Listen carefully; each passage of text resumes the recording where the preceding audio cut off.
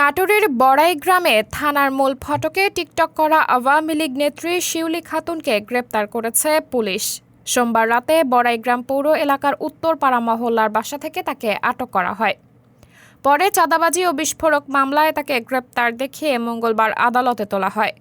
শিউলি নাটোর জেলা শ্রমিক লীগের মহিলা বিষয়ক সম্পাদক ও বড়াইগ্রাম পৌরসভার ৪ নম্বর ওয়ার্ড আওয়ামী লীগের সহসভাপতি পদে রয়েছেন। তিনি নাটোর সদর উপজেলার চরতেবাড়িয়া গ্রামের মামুনুর রশিদের স্ত্রী।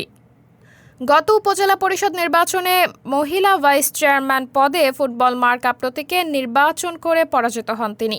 সাবরিনা জলিল, সবার কথা।